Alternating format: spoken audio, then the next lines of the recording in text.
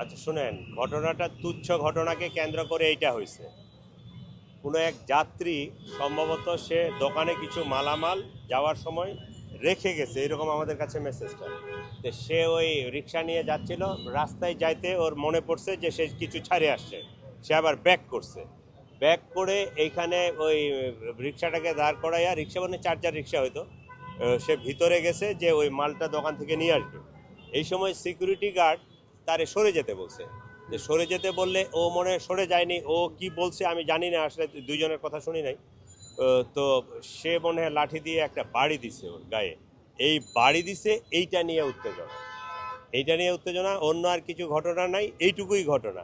এইটাকে পরে কিছু দুষ্কৃতিকারী যে এই রিক্সাওয়ালাকে মাইরে ফেলছে, অমুক করছে তমুক করছে, ভিতরে লাশ আটকায় রাখছে, এরকম একটা গুজব ছড়াই দিয়ে তারা এখানে এই যে এই তাণ্ডব লীলা চালাইছে এবং এই ভাঙচুর করছে।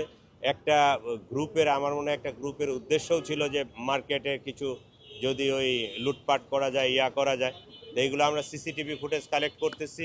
আসলে প্রকৃত ঘটনাটা কি, গুজবটা কে ছড়াইলো, কে এই কাজটা করলো, আমরা আইনানুগ ব্যবস্থা নেব। এখন পর্যন্ত মামলা হয়নি, তবে মামলা হবে। একটা বিষয় আসলে ক্লিয়ার হওয়া দরকার, সেটা হচ্ছে লাশ হত্যা করা হয়েছে, মানে পিটিয়ে হত্যা করা হয়েছে এমন অভিযোগ। পরে কি আসলে এই হত্যা করা হয়েছে বা এই ঘটনা এইরকম এখন পর্যন্ত আমরা কিছু পাইনি। এটা এখন পর্যন্ত কিছু পাইনি। কে কে মারা গেছে বা কে আহত হয়েছে এরকম পার্টিকুলার কারো নাম, ঠিকানা, তার বাড়ি কোথায়, কেউ দিতে পারে নাই। এটা জাস্ট গুজবের উপরে এই কাজটা করে। তার মানে মব তৈরি করে এখানে কি লুটপাট করার একটা চেষ্টা, এরকম কোনো কিছু? প্রাথমিক পর্যায়ে রিক্সাওয়ালাদের একটা সেন্টিমেন্ট গ্রো হয়েছে। প্রাথমিক পর্যায়ে যে রিক্সাওয়ালার গায়ে হাত দিছে, এইটা একটা সেন্টিমেন্ট। রিক্সাওয়ালা মাইনরিটি গ্রুপ, ওরা নিজেরা ইউনাইটেড হয়েছে। এইটাকে কোনো একটা কুচক্রী মহল কাজে লাগাইয়া, উস্কানি দিয়া লোকজনকে নিয়ে আসে, এই ভাঙচুর সহ মার্কেটে একটা লুটপাট করার একটা অপচেষ্টা করছে। এইটা আমরা এখন পর্যন্ত পাইছি, তদন্তে হয়তো বিস্তারিত আরো পাওয়া যাবে।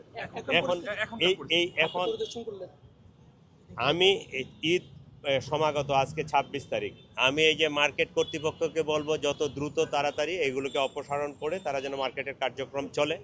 আর রিক্সাওয়ালা ভাইদেরকেও বলবো তারা আইন যেন নিজের হাতে তুলে না নেয়, তাদেরকে সামনে আগায় দিয়ে কোনো দুষ্কৃতিকারী যেন কোনো অঘটন না ঘটায়, দোষটা যেন তাদের ঘাড়ে না পড়ে। তারা অনেক খেটে খাওয়া মানুষ। এই যে রিক্সাওয়ালাগুলো দেশের বিভিন্ন জায়গা থেকে আসছে, ওরা গায়ের ঘাম ঝরাইয়া পরিশ্রম করে 2টা টাকা ইনকাম করবে, এই টাকাটা নিয়ে পরিবার পরিজনকে নিয়ে ঈদ করবে। তারা একটা উদ্দেশ্য নিয়ে, ঈদের সময় দেখা যায় যে ঢাকা শহরে রিক্সাওয়ালা আসে, বিভিন্ন জায়গা থেকে আসে।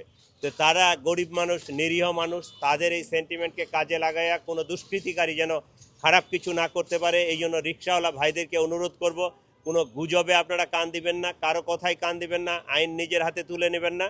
আমরা আইনকে আমাদের মতো করে দেখব, যদি কারো এখানে কোনো ফল্ট থাকে সেটা অবশ্যই আমরা আইনের আওতায় নিয়ে আসবো। আপনারা নিজেরা এই গুজবে কান দিয়ে আইন নিজের হাতে তুলে নেবেন না, আপনারা শান্ত থাকবেন। এর মধ্যে ক্ষয়ক্ষতি কি পরিমাণ হয়েছে কিছুটা এটা একটু নিরূপণ করা লাগবে, এটা এই মুহূর্তে বলার সময় আসে নাই। এইটাই লাঠি দিয়ে সম্ভবত পিটাইছে, এইটাই এই যাত্রীকে না, রিক্সাওয়ালাকে পিটানো না, মানে ওরা যে কাজটা করে, আমার যেটা কমন সেন্স বলতেছে যে সিকিউরিটি গার্ড সরানোর জন্য বলছে যাই বেটা সর, বা করে এরকম একটা বাড়িছে, এইটা দিয়ে একটা সেন্টিমেন্ট ক্রিয়েট হয়েছে, রিক্সাওয়ালার গায়ে হাত দিছে, এইটা, অন্য কিছু না। Thank you. আচ্ছা, আমাদের পুলিশ 6 জন আহত হয়েছে, 6 জন আহত হয়েছে। প্রথম পর্যায়ে এটা তো মোটামুটি আমরা সেটেল করার চেষ্টা করছি।